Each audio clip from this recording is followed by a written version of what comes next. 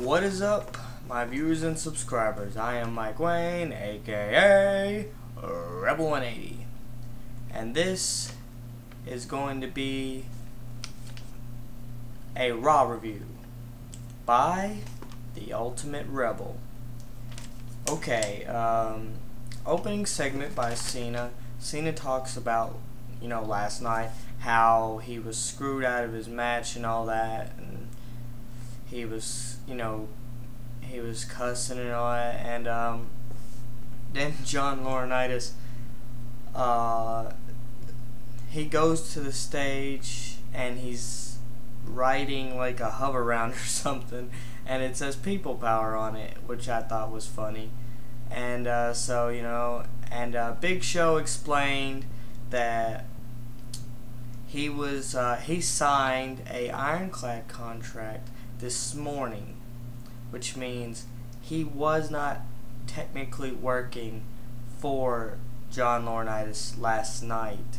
So, I guess it's okay. It's a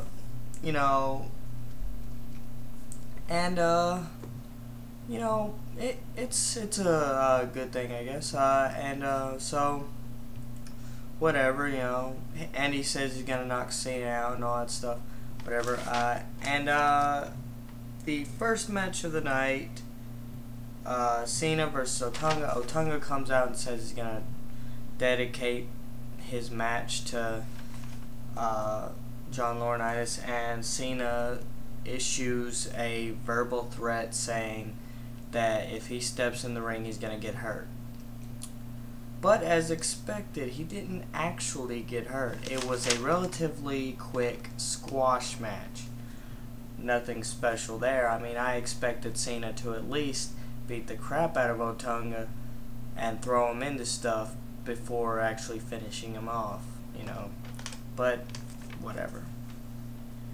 So Cena wins. Del Rio versus Orton. This was an okay match. Orton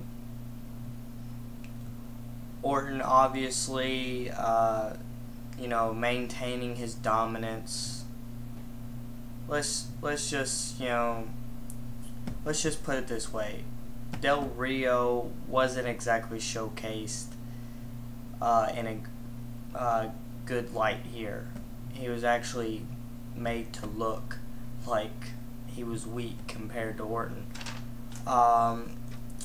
But in the end, Chris Jericho comes from behind Orton and does the code breaker. So Orton wins by DQ, I guess. Whatever. And then he would go on to do it. He would go on to do the code breaker 2 more times. 2 more code breakers. And he kept saying that he was the best in the world at everything he does, basically. So it looks like it's gonna be a repeat feud from 2009, where Chris Jericho was the face and Orton was the heel. Okay, so I'm interested to see where this goes. Okay, Bryan talks about last night. He talks about how he made CM Punk tap and all this. And he talks about how he was screwed, just like John Cena did, but John Cena actually was screwed. And CM Punk comes out, and then he shows footage of what Daniel Bryan did to Kane, and CM Punk took the fall for that. It was from last SmackDown. And so, yeah.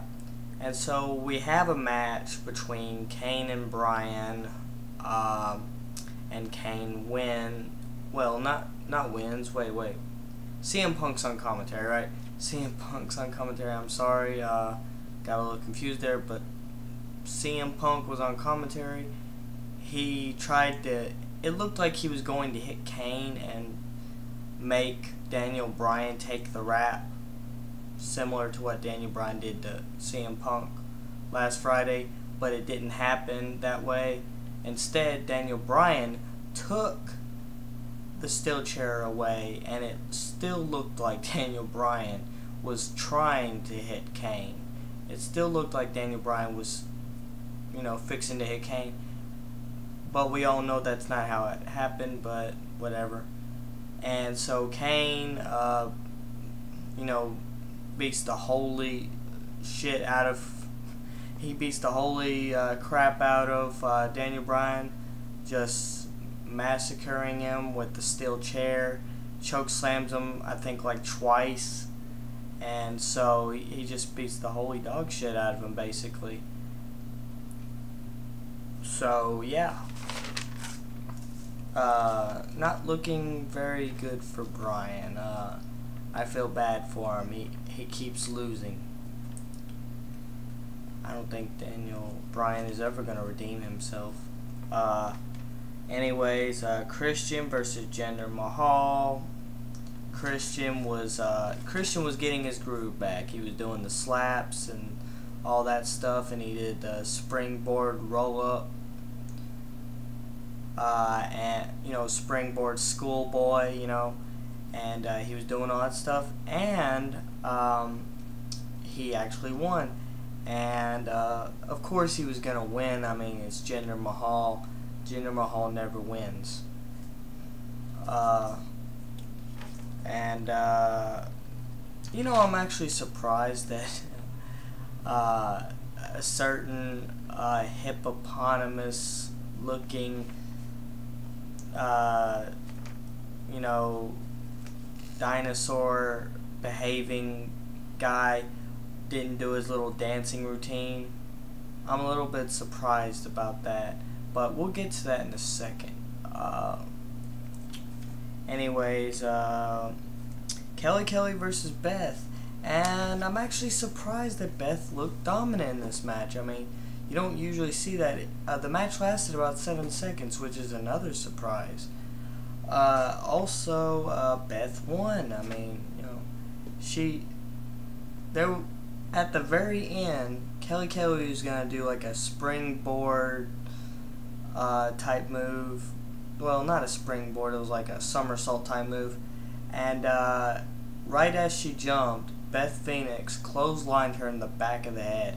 Now, I'm no doctor, but I'm pretty sure that had to have hurt a little bit.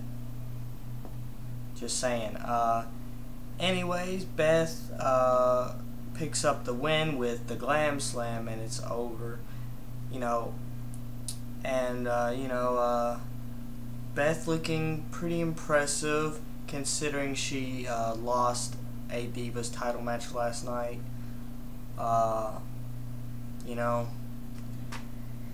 And the main event, which was announced, it was announced after Cena and Sheamus got attacked by John Laurinaitis' henchmen. The guys that always lose. But anyways, Sheamus and Cena versus Ziggler, Swagger, and Tensai. Pretty good match. Tensai was actually looking pretty good in this match. Swagger was looking okay, but everyone knows that somehow Cena, everyone knows that Cena always beats up Swagger, no matter what. Yeah, when it comes to Swagger, like when it comes to John Cena, Swagger's, his amateur background is thrown out the window, apparently. Yeah, and this match doesn't actually have an official ending. Nobody won or lost. It breaks out in a brawl with the Lumberjacks. Yeah, I forgot to mention it was a Lumberjack match. Yeah, it was a Lumberjack match, and at the very end, it broke out in a all-out brawl between the Lumberjacks and the people in the ring, and then it got worse when the people from backstage showed up, and they all started beating up the lumberjacks. And so now I'm pretty sure this is part of the whole Revolution X thing. I'm pretty sure this is you know, it's another like invasion type of thing. These guys are probably working for John Laurinaitis, most likely, and John Laurinaitis pretty much, you know, he made them his enforcers or whatever. So, you know, whatever. And the very last thing we see is John Cena laid out by the Big Show, because he was actually looking for the Big Show. Ran into John Laurinaitis, couldn't, you know, he wanted to find the Big Show, so he asked him. John Laurinaitis said he didn't know. Well, that was probably a flat out lie, because here comes Big Show. He knocks Cena out, you know, a cheap shot. And so that is the last image of Raw. So yeah,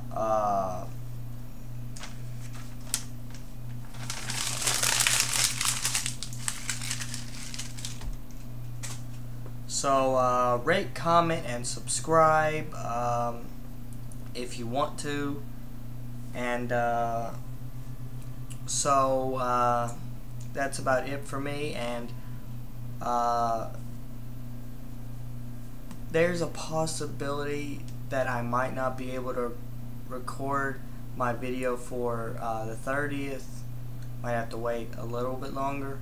But if I can, please check out my big reveal May 30th. Trust me, you're gonna want to know what I have in store for YouTube. Trust me on this. It's going to legitimize the genre that has been tarnished by these amateurs. So rate, comment, and subscribe if you want to for more videos like this. I am Mike Wayne, aka Rebel 180. So long for now.